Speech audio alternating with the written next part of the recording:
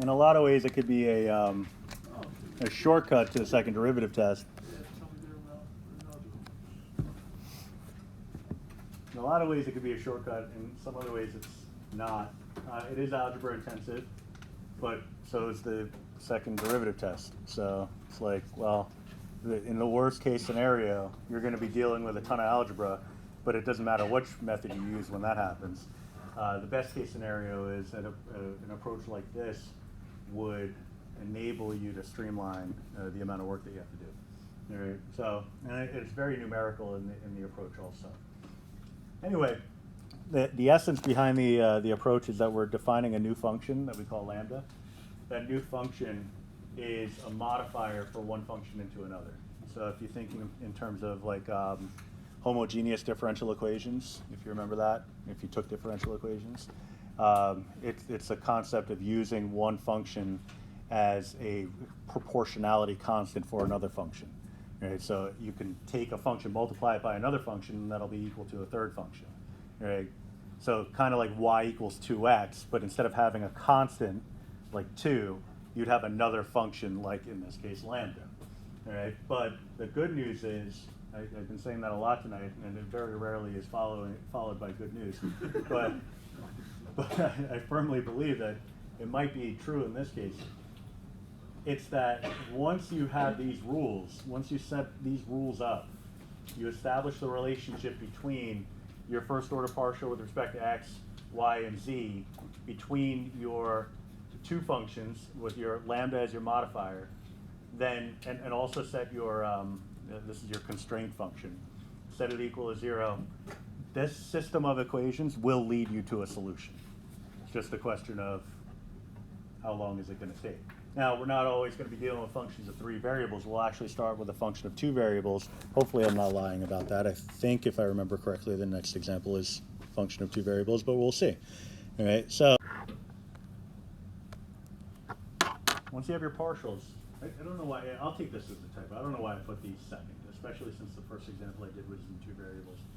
But all we're doing is using the lambda as a modifier, a multiplier of my constraint function, to allow it to morph into my temperature function. All right, so multiply your g of x by lambda, set it equal to your f of x, or f sub x. G sub y multiplied by lambda, set it equal to f sub y.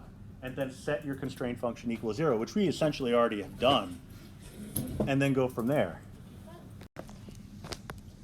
Yay, it's a function of 2 variables. Nice. And of course, just to make things as difficult as possible, instead of going f and g, I go t of x. But I think it makes sense. This is related to temperature, so it should make some sense one way or the other. All right, so extreme temperatures on the metal plate with the temperature function given. That's in the shape of, all right, so you're talking about some elliptical shape with an outer boundary of x squared plus 4y squared equals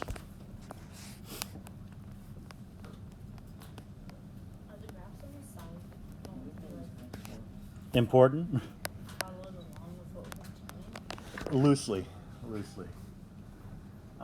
So this is the outer boundary of this ellipse. What this ellipse is telling us in the inequality form is that it contains all the area within. Right? So not just the outer boundaries, but everything within those outer boundaries. Right? So we're looking at the outer boundary. Out boundary? No. Outer boundary of the metal plate.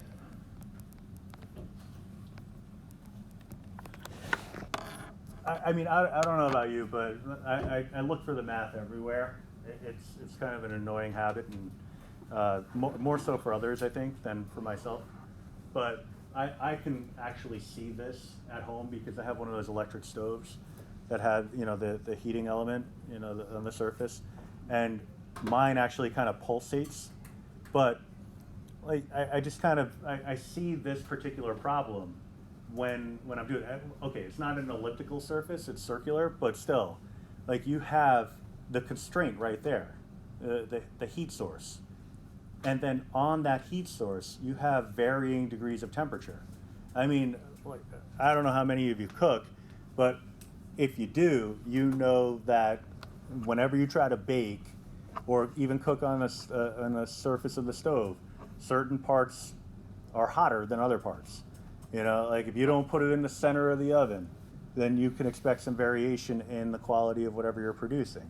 Me personally, because I have like warped pans and this crappy old stove, it's electric, but still, like if I don't have my pan at a certain angle and the stove at exactly like 1 degree less than medium high, then everything comes out wrong. All right, if I want those fluffy scrambled eggs, that's how it has to be. Otherwise, it's going to be like a nightmare, right? So for me, I can see that in this problem. This represents the actual burner on the stove. This is the temperature, the variable temperature that exists depending on your location on that burner, all right? So some parts will be hotter than others. We could define this as a function. I could bring the 24 over. I can call this x squared plus 4y squared minus 24, and I'll call that my g of xy function.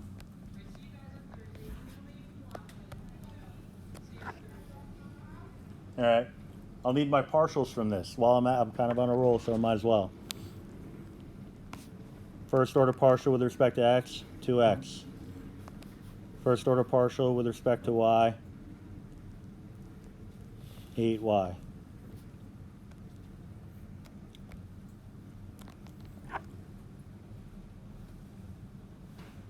right. This is my f of x. I mean, if you want, you could change it. You can make this. That's up to you. I'm going to leave it as is, but you're perfectly welcome to do that. All right. So I have my t of xy.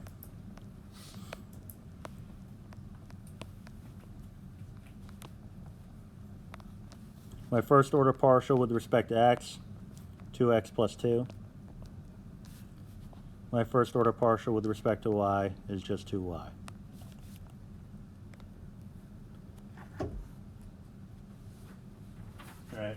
So all we're doing here, I mean, I'll just go back to the rules. I'll show you.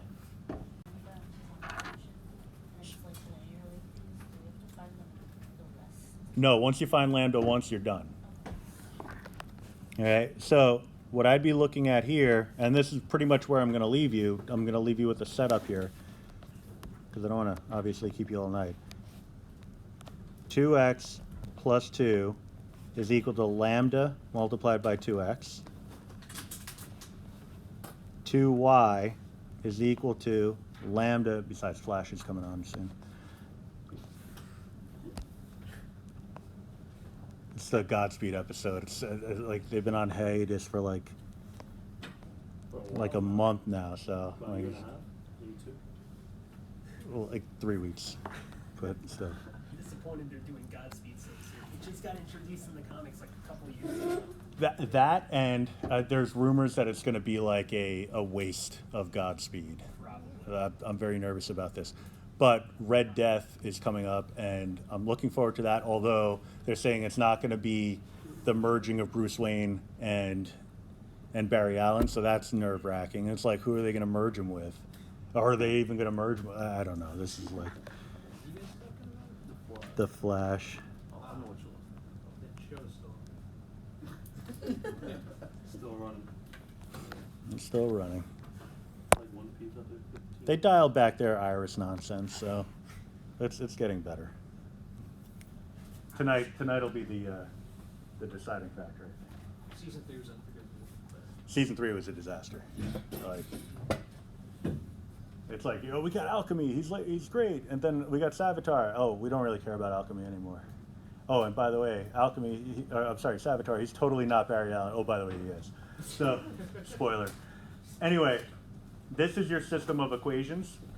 You could see, just looking at the second equation, it's going to be pretty easy to solve for a couple of things, and then from there you'll be able to go the distance.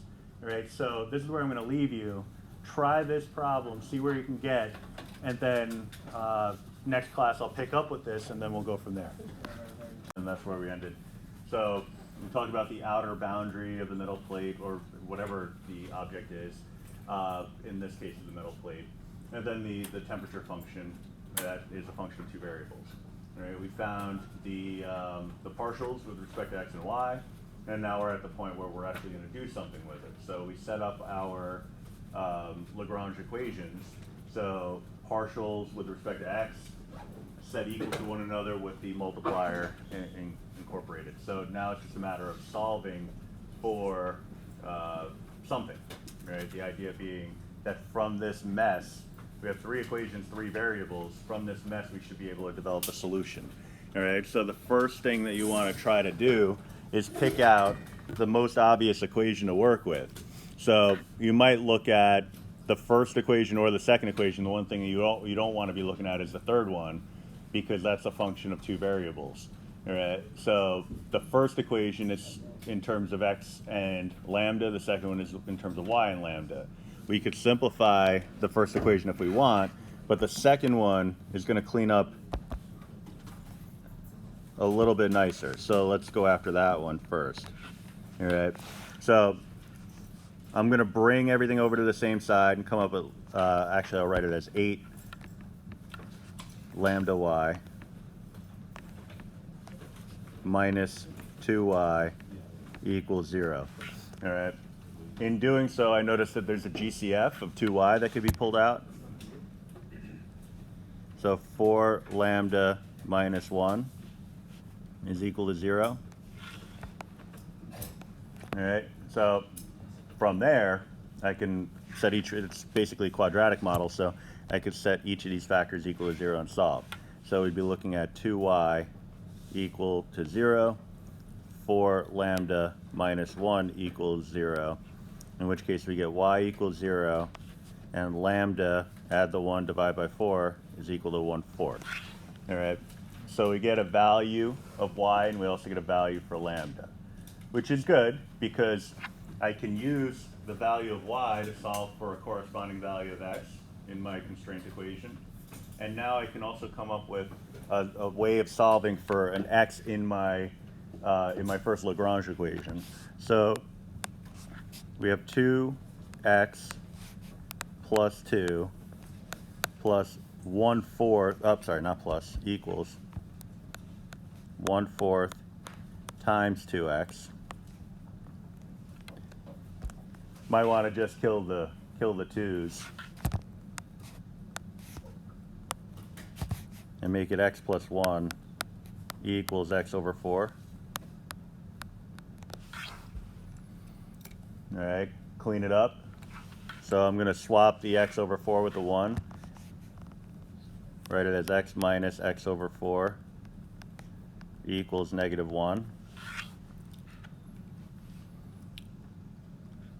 And that's really, I mean, you could factor out GCF if you want, but you could also look at this as 1x minus 1/4 x, in which case you get 3/4 x equals -1, in which case, my new favorite phrase apparently, in which case, I don't know why I keep saying it, -4/3 as a result. Now that -4/3 does not correspond to this y value of 0. We didn't get that -4/3 by knowing that this y was equal to 0. So there must be a y that corresponds with this -4/3, and there must be an x that corresponds with this y value of 0. So what I'm going to do is I'm going to go to my constraint equation,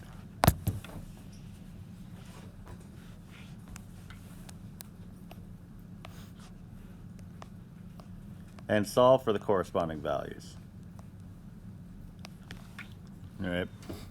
And really, the purpose of the lambda value is to help us flesh out the x and the y values. We didn't really need it to determine a y value to begin with, but we needed it to determine an x value, which in turn will give us another y value. So its role is already kind of run its course, but it was a useful role.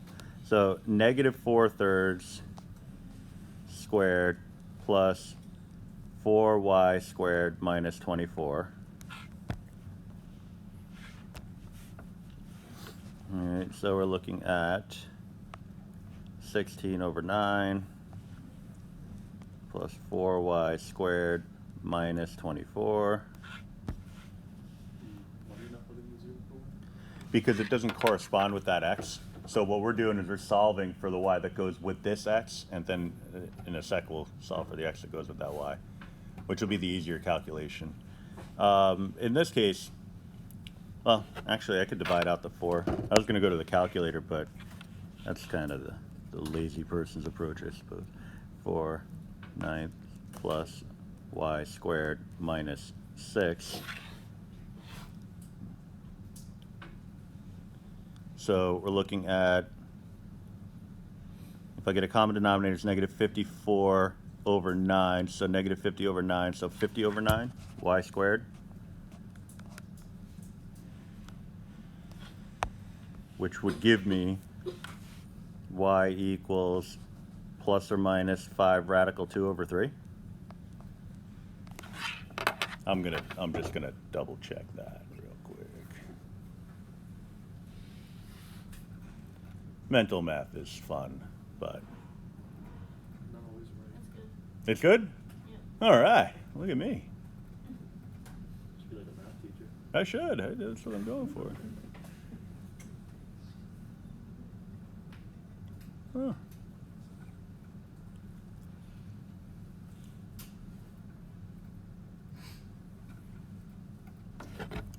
One of these days.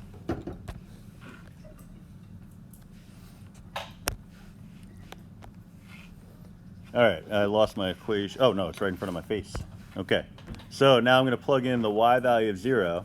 So 0 equals x squared minus 24.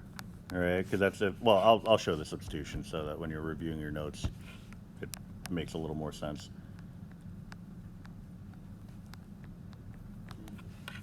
All right, so I'm popping in the 0 for the y value, in which case x squared minus 24, x squared equals 24, making x equal to, well, it's the product of 4 and 6, right? So 2 plus or minus 2 radical 6.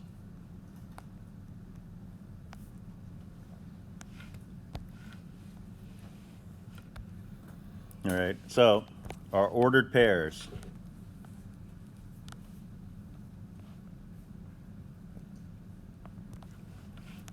Plus or minus, I use the term pairs loosely, plus or minus 2 radical 6 comma 0, and the other one, negative 4/3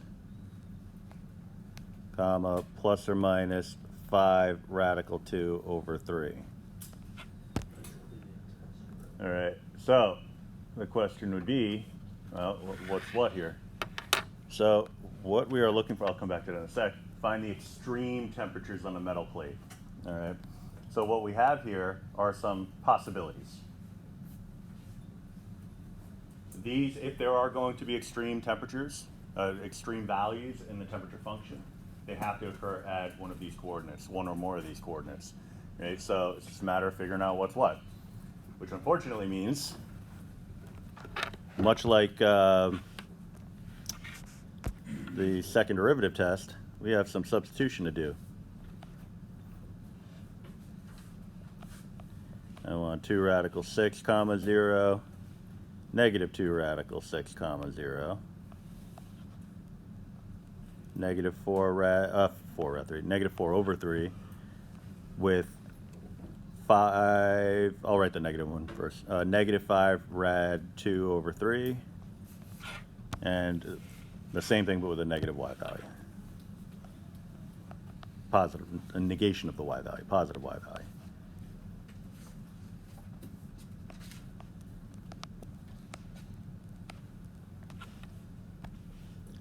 All right, so I need my temperature function, which is way back there in the open. What do we got there? X squared plus 2x plus y squared.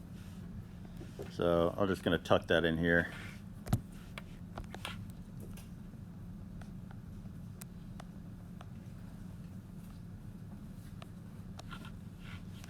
Pretty sure that's what I just said.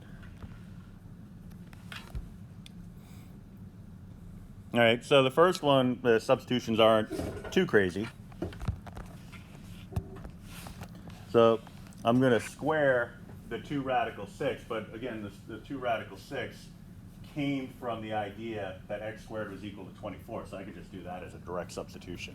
So I'm just going to say 24 instead of actually squaring something. So plus 4 radical 6. And the second one would be 24 minus 4 radical 6. All right, the y part goes away. After that, not quite as fun. So 16 over 9 minus 8/3 plus 50 over 9. All right, because y squared was 50 over 9, so I'm just grabbing that from earlier work. Okay, so this is the same as negative 24 over 9, so negative 8/9, so 42/9.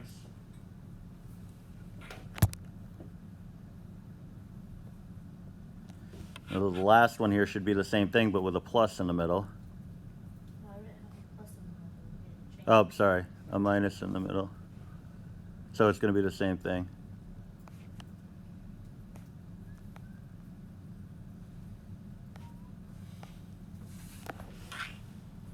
Just double check. T of the 2 times the square root of 6 and 0. Do we just leave it in that form? Or? Well, we do need to flesh out. You could leave it like that, but we need to flesh out what its actual value is to make a determination of where the extremes are. So That fraction applies to 14 over 3? Okay.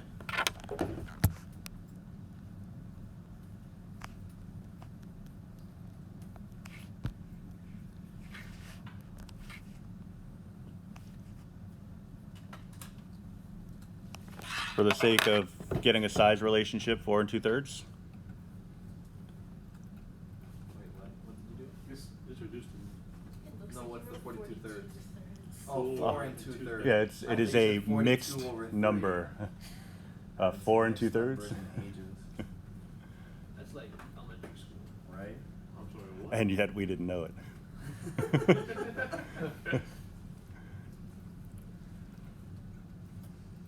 Snap it's way too much. There's like a math like 94 over there, something whatever that I'm in before the class starts. I'll look at the math homework or whatever. I'm like, I just don't know how to solve this. Yeah. I taught that class once. That was interesting.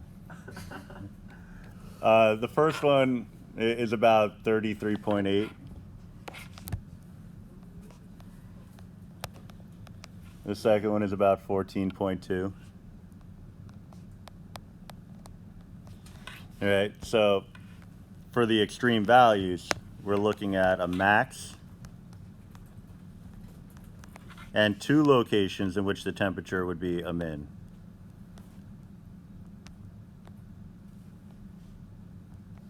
So we just know because we did all this work that we don't even have to check that these are our max and mins, even if it's like, there's no doubt they may or may not be max. Correct.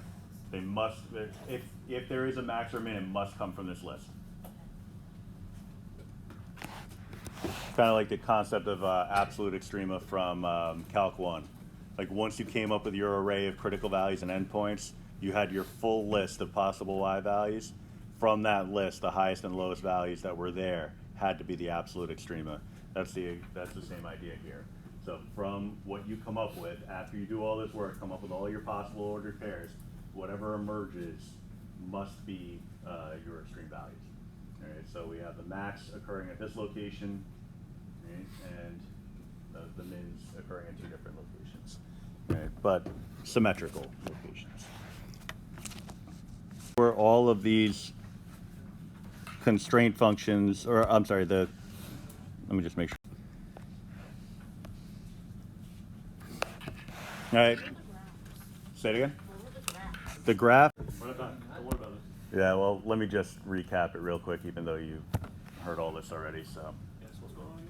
Yeah. So just in case you're wondering, so what we did was we found all of the partials with respect to x, y, and z for my. This is in this case the profit function, not a temperature function like the last one.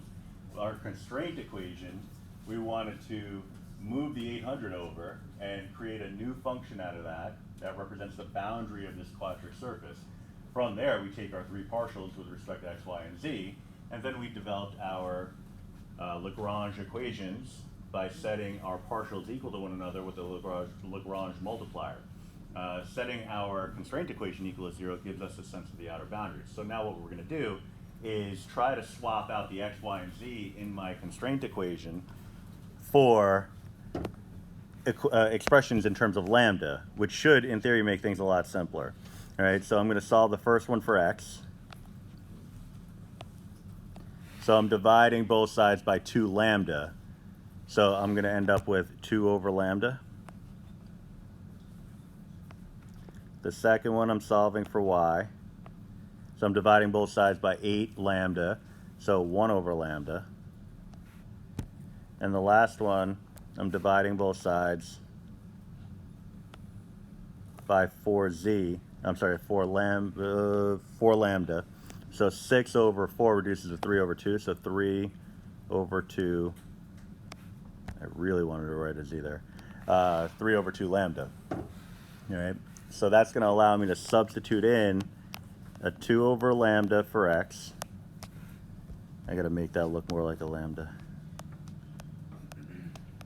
Plus 4 times 1 over lambda squared plus 2 times 3 over 2 lambda squared minus 800 equals 0 or equals 800, it doesn't matter. I'm going to write it equals 800 just for space purposes on my screen. I was running out of room. So cleaning it up, 4 over lambda squared, 4 over lambda, jeez, squared, plus another 4 over lambda squared, What? Oh, okay. plus this one, unfortunately, is not going to be 4 over lambda squared. It would be nice, but we're going to get 9 halves. 9 over 2 lambda is equal to 800 squared. Lambda 2. Say it again. You just times everything by lambda squared, right? Multiply everything by lambda squared. In this case, I think maybe a 2 lambda squared. No. You pull fraction out, right? Yeah, I can definitely do that. That's not a no situation. It's not, no, That's a it's a half. that's a perhaps not. It's A no was, what did I do before? Oh, a no is when I solved each of these for lambda. That's a no. This is a Isn't it or a also being multiplied by 2? What? Oh, never mind. I saw it. Could also do this.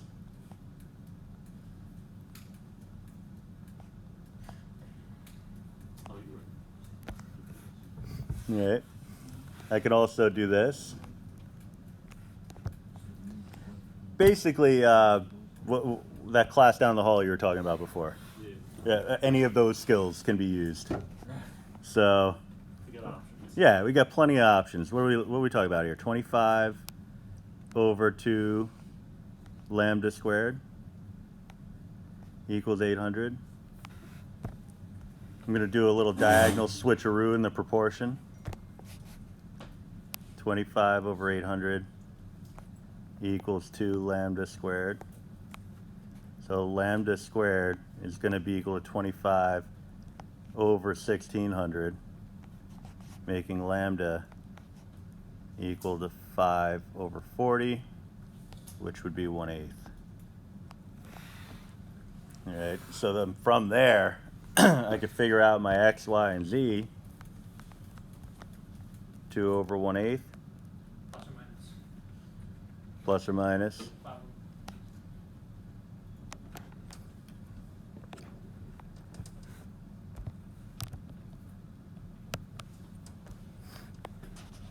So we'll write this like this then, plus or minus 1/8.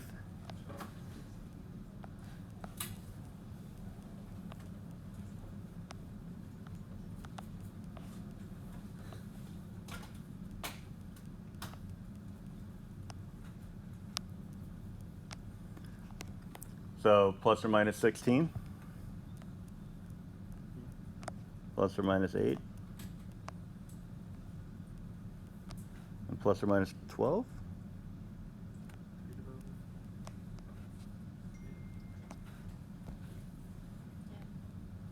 So those would be my x, y, and z values here. Now, what are we looking for? Do you have multiple lambdas?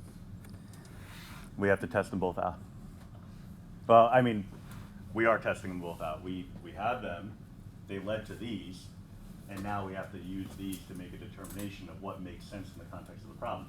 So we're producing x, y, and z thousands of units, which is why I didn't bother with the plus or minus till you mentioned it, but I threw it in because it was requested. But in this case, it wouldn't have made sense to have a negative because we're not going to produce negative units. I suppose that there is a logic behind having negative units in some cases. You know, it's like returns and things like that, but that's not really accounted for in this kind of question. All right, so we're going to streamline this to x equals 16, y equals 8, and z equals 12. And I just want to make sure we answer the actual question being posed. Find the production parameters for maximum profit for the company. All right, so we don't really have any inconsistencies here. It's specifically this x, this y, and this z. It's not like the last question where we had a bunch of different x and y possibilities that we had to work our way through. These are it. So if we produce 16,000 of the x item and 8,000 of the y item and 12,000 of the z item, then we'll be at a maximum profit level. So in thousands.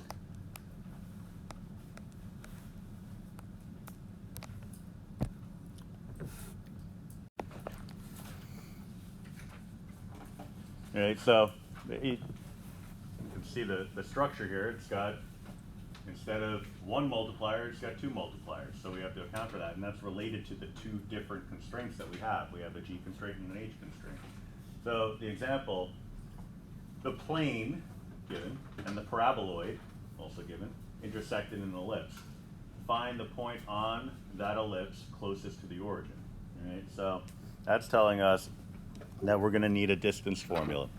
All right, so what I'm going to do is go back to something we talked about last class, I think, and that is to say that we're going to establish our distance formula to be a function of the three variables, but specifically not d equals, but d squared equals. So I'm going to say f of x, y, z is equal to d squared, which is equal to, now this is the good news, closest to the origin. The origin has coordinates 0, 0, 0.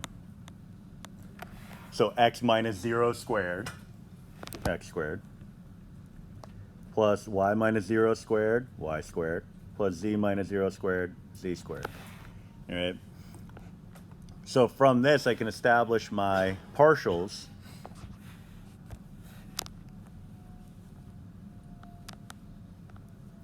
Two x, 2y, plus, and 2z. So that's not bad.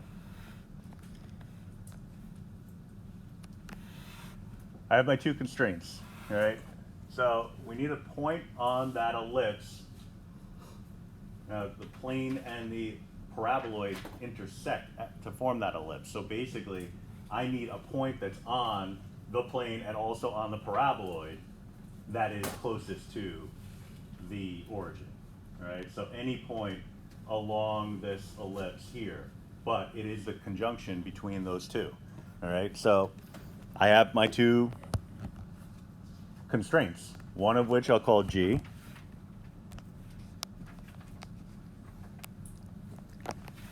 And that's going to be x plus y plus z minus 12.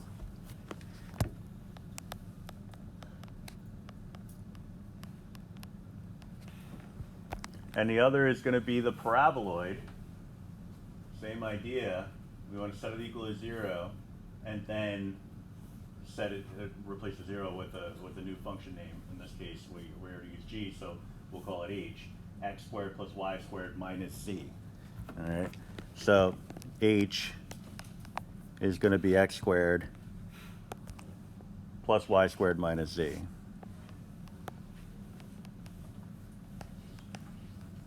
And I need all those partials.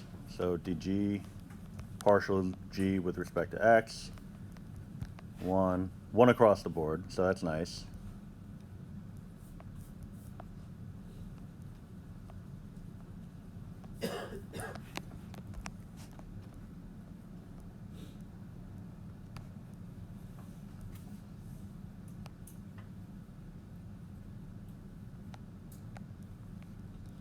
So 2x, 2y, and -1. So the partials aren't bad. And the structure's the same, right? It's just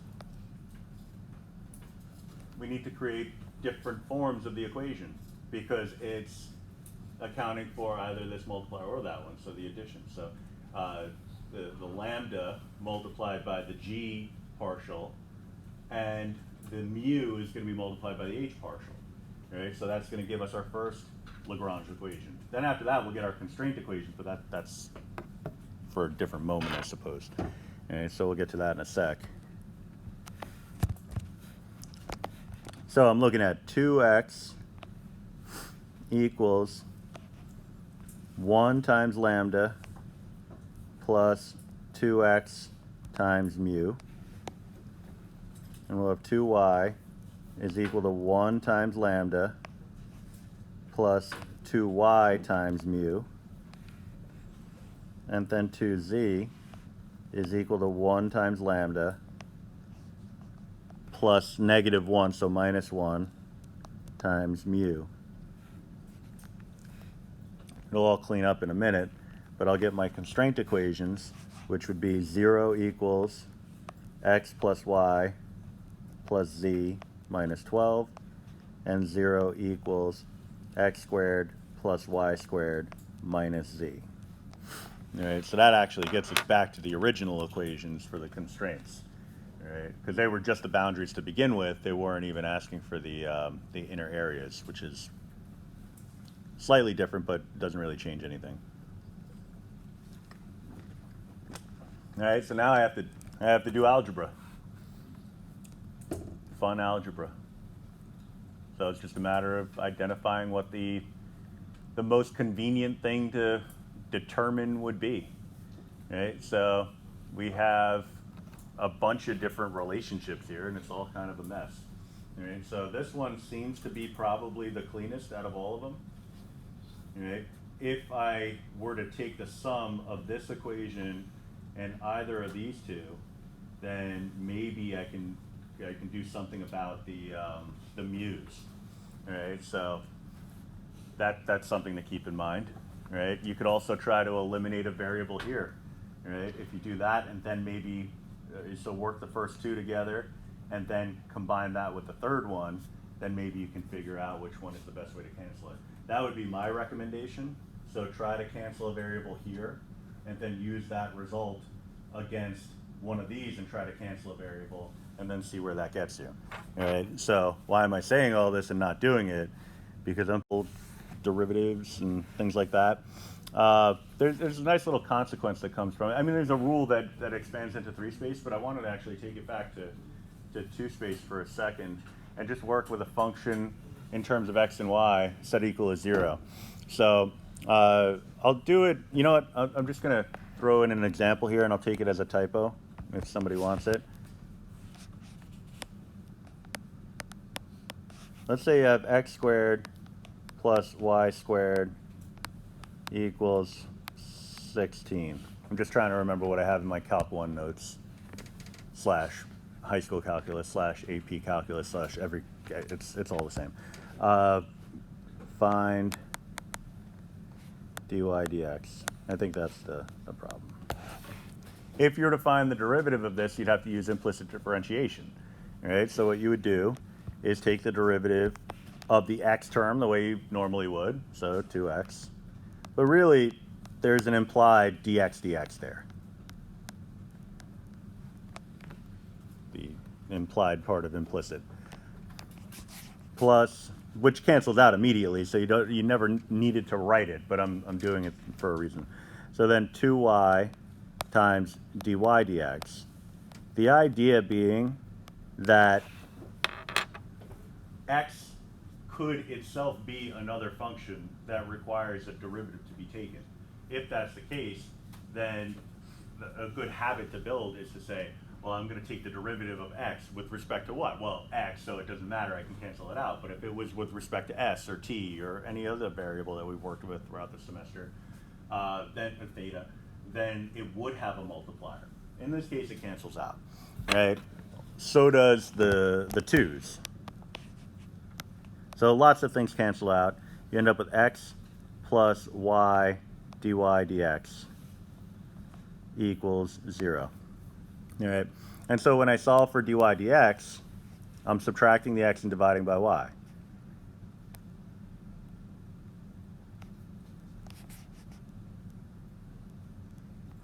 All right. Now, this is something that I've always done with my Calc 1 classes. It's the first example I do with implicit differentiation. I explain this problem, and then after that, it's off to the races. Now let's use this skill, and with the promise that sometime later on in Calc 3, you'll get an explanation as to, the benefits or why this tends to work the way it does. This is kind of that moment, and it has to do with partial derivatives. So we have this generalized form of it, which I'll take you through in a second. But the one thing I want you to take note of here is the negative reciprocal relationship between the variables on the left-hand side and the variables on the right-hand side. And then look at our definition below.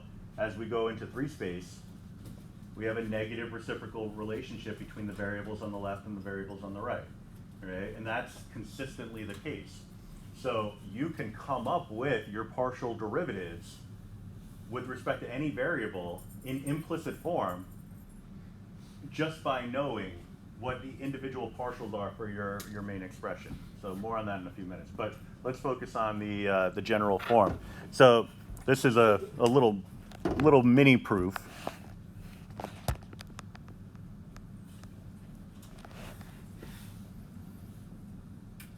Whatever that means.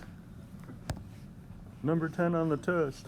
So if I'm looking for the derivative of this, well, it's a function of two variables. So I could be looking at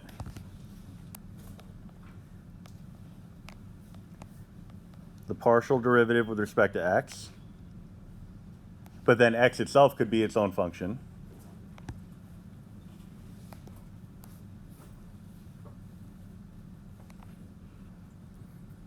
All right, so, I'm assuming that it's dy dx, by the way. That's what we're going for. Probably should say that in there. Or, I might take the partial derivative with respect to y. In which case, I'd have a dy dx to multiply by. Right-hand side's equal to 0. So there's really... No, it'd be an ordinary derivative because it is a function y with respect to x. No, I mean for the active functions. Yeah. For these? Yeah. Yeah, these would be partial because it's a function of two variables. When it's a function of one variable, it's not partial anymore. All right, so this cleans up because this cancels immediately. And if I want to solve for dy dx, I'm going to subtract the partial with respect to x and divide by the partial with respect to y. If you want cleaner notation, you might say negative f sub x over f sub y. All right, but basically we just proved that the negative reciprocal relationship holds in 2-space. It's a little bit more complicated in 3-space. It's not terrible, it's doable, but it's not something I would ask you to do on a test, so I don't go over it here. But basically what you would do is you would have partial with respect to x times dx plus partial with respect to y times dy dx plus partial with respect to z times dz dx equals 0, and then you solve for the relevant pieces. Right? So it's not bad, it's just it doesn't advance the plot. That's really what I'm getting at. Welcome to my world. So when we're dealing with a function, even a nasty function like this, just finding the derivative. Now this is a Calc 1 problem, right? If you look at it, this is implicit differentiation in Calc 1. Product rule, nasty product rule, not too nasty, not fun, but not too crazy. But after you do all that work, you get your dy dx's out of that. You'd have to solve for, like, you'd have to do the algebra to get dy dx alone. This new method allows us to find the partials. So use this technique, find the partials, and just divide them in the appropriate ratio. All right? So it's one of those things where my first reaction when I saw this is like, wow, that would have been nice to know back in Calc 1. But then you immediately follow that thought with, well, then I would have had to know partial derivatives back in Calc 1, which requires me to know all about derivatives to begin with, which means I would have had to know all of Calc 1. So it's a stupid thought, but it was a thought nonetheless. So I'm going to find partial with respect to x. All right, so much easier to do because now it's not product rule anymore. Or okay, maybe in some cases it could be, but typically not as crazy as it would be. So the derivative of x would be 1, so we're looking at y squared. Now for the second piece, we do have two factors, sorry, each of which contain an x. So we're stuck with product rule there. So first times the derivative of the second, so times negative sine x, plus the second cosine x, times the derivative of the first, which would be e to the xy multiplied by the derivative of the exponent, which would just be a y with respect to x. All right. I can't remember if it's exactly the same as the problem that we did like a week ago or 2 weeks ago, or if it's just similar enough, but it's like the second day we did partials, I think. So anyway, we could clean it up a little bit. Y squared plus sine x e to the xy minus, we'll go y cosine x e to the xy. It really doesn't matter. We didn't even have to clean it up to begin with because next step is on to the first order partial with respect to y, in which case we're getting 2xy minus, now this one only has one term that contains a y, so that's good news. So we treat the negative cosine x as a constant multiple, voice cracked, times e to the xy multiplied by x. All right, so what I'm looking for, and this is the beautiful byproduct of this concept, the derivative of y with respect to x. All right, so again, our partials only come from the left-hand side of the equation, the part that's set equal to 0. They called that w. I think that's actually a w. I don't think it's, what was it? Omega, lowercase omega. But yeah, the beautiful part about this is if you know that it's a negative reciprocal relationship, there's no real rules to remember. Right? I'm just going to take the negative partial of x, so negative all that stuff,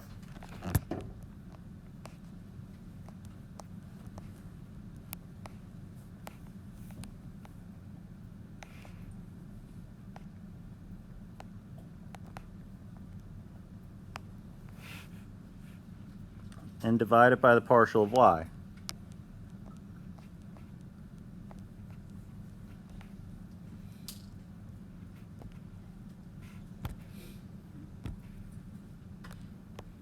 So negative reciprocal. So negate this. That goes on top. Keep that the way it is. Put that on the bottom. Why do you switch the top and bottom again? Or is it, oh no, the proof here. Yeah. All right, and so that leads us to number 5, which doesn't look exactly the same, but it follows the same format. So if I'm looking at partial z with respect to x, then what I need is partial x divided by partial z. Partial z with respect to y, I need partial y with respect to partial z. All right, so that's telling me that I need to get everything over to the same side.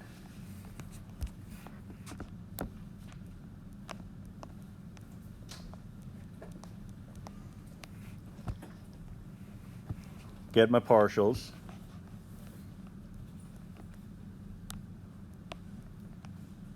With respect to x, it's just what, negative yz?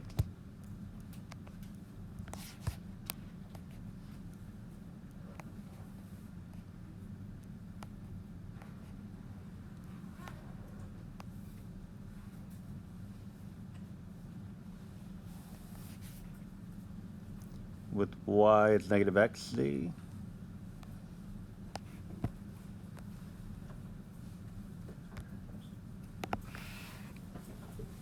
And again, that relationship, it's the negative reciprocal. So your question is giving you the recipe to find your answer. So then I just need my partial with respect to z. Oh, sorry, I'm calling it partial z. It's not partial z. It's in terms of z. Because this is a new function. So why did it still say partial z with respect to x? That's ultimately what we're looking for. You'll see in a second. Because this is partial w with respect to, what did I do first, x? Partial w with respect to y. And the last thing is partial w with respect to z. All right, so that's e to the z minus xy.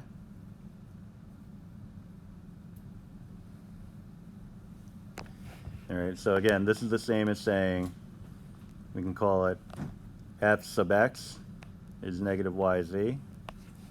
F sub y is equal to negative xz. And f sub z is equal to e to the z minus xy. All right, so when I'm looking for the partial z with respect to x, I need negative partial x over partial z. So negative yz over e to the z minus xy. All right, and that's what you would get if you took the derivative of this implicitly. So if you had, you would take the derivative of this e to the z times the derivative of z with respect to x, so dz dx, minus each of these treated as a variable, so product rule. So first times the derivative, first and second times the derivative of third, first and third times the derivative of second, and so on, all with dx dx, dy dx, dz dx, all of that mixed in there, solving for dz dx, ultimately in the end, you would get this as a result. All right, do that all again and solve for dz dy, you would get what we're going to come up with in the next one. Since it's a negative f of x, wouldn't the two negatives cancel out and make that positive? Yeah. All right, so partial z with respect to y is the last part of it. So negative partial y with respect to z over partial z. So negative xz, clean it up if you want, over e to the z minus xy.